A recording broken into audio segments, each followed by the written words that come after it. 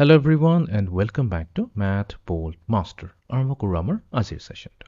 তো আজিৰ সেশনটো হ'ব এটা প্ৰেক্টিস সেশন। আমাৰ টপিকটো নাম হৈছে add with integer chips। তো এতিয়ালৈকে আমি শিকিলো integer chips কেনেকৈ ইউজ কৰিব লাগে। তো integer chips ইউজ কৰি পেলাই আমি এড কৰিম আৰু এইবোৰ কেইটামান প্ৰেক্টিস প্ৰবলেমলৈ আৰু কনসেপ্টটো আৰু ভালদৰে বুজিবলৈ চেষ্টা কৰিম। So let us begin. First question. The following diagram represents 6 plus minus 1. তো ইয়াতে এটা ডায়াগ্ৰাম দিছে যোনটো কৈছে আমাৰ 6 plus minus 1. Plus 6 আছে তো সেইকাৰণে 1 2 3 4 5 6 ছটাই আমাৰ ইয়াতে পজিটিভ ইন্টিজাৰ চিপছ ইউজ কৰিছে আৰু ইয়াতে আছে আমাৰ -1 সেইকাৰণে এটা ৰঙা মাইনাস দি প্লে দিছে। আমি কি কৰিছো দুইটাকে এড কৰিছো। আমি খালি এটা বস্তু মনত ৰাখিলে হ'ল যদি পজিটিভ আৰু নেগেটিভ থাকে এই পজিটিভ আৰু এই নেগেটিভ একচুয়ালি যিকোনো এটা পজিটিভ ললে হ'ল পজিটিভ আৰু নেগেটিভ হদাই কি হয় কেনসেল হৈ যায় জিৰো হৈ যায়। তো এটা কেটা থাকিল আমাৰ তাতো এটা পাঁচটাই পজিটিভ ইন্টিজাৰ চিপছ থাকিল। তো তাৰ মানে আমাৰ যোনটো ফাইনেল আনসাৰ হ'ব হেতু হৈ যাব 5। তো এটোটো আমি এনে চেক কৰি ল'ব পাৰো 6 plus -1 meaning to কি হৈ যায় 6 plus -1 তো এটোৰ meaning to হৈ যায় আমাৰ equals to 6 minus 1 6 minus 1 কি হৈ যায় 5 আমি exactly সেই আনসাৰটোৱে পাইছো। ভেৰিফাই কৰি লওঁ। Okay, next question.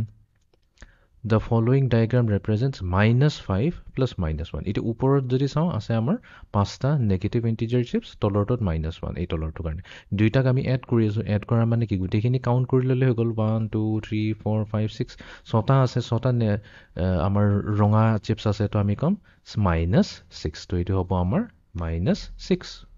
Okay, next question. The following diagram represents -9 plus 9. তো -9 ৰ কাৰণে ইয়াতে নটা নেগেটিভ ইন্টিজাৰ চিপছ আছে আৰু +9 ৰ কাৰণে নটা পজিটিভ ইন্টিজাৰ চিপছ আছে। আমাক কৈছে ইহঁতৰ ভ্যালুটো কি হ'ব। এটোটো বহুতে সিম্পল এটা মাইনাস আৰু এটা প্লাস একিটা হদাই কেনসেল হয় মাইনাস প্লাস। ইনফ্যাক্ট মই এটো মাইনাস আৰু এটো প্লাসও কেনসেল কৰিব পাৰো a minus a plus a minus a plus a minus a plus a minus a plus আৰু এটো মাইনাস এটো প্লাস এটো মাইনাস আৰু এটো প্লাস। তো সবখিনি কেনসেল হৈ গল সব কেনসেল হোৱা মানে কি একোটো আমাৰ হাতত নাবাছিল তো আনসাৰ হৈ যাব 0। Okay, final question. The following diagram represents -3 plus 2.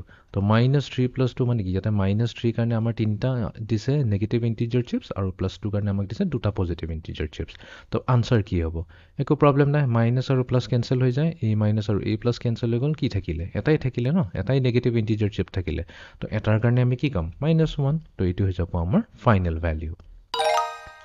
তো এইটো আছিল আমাৰ আজিৰ সেশন যত আমি কৰিলো এডিশন উইথ ইন্টিজাৰ চিপছ। তো see you in the next session. Thank you.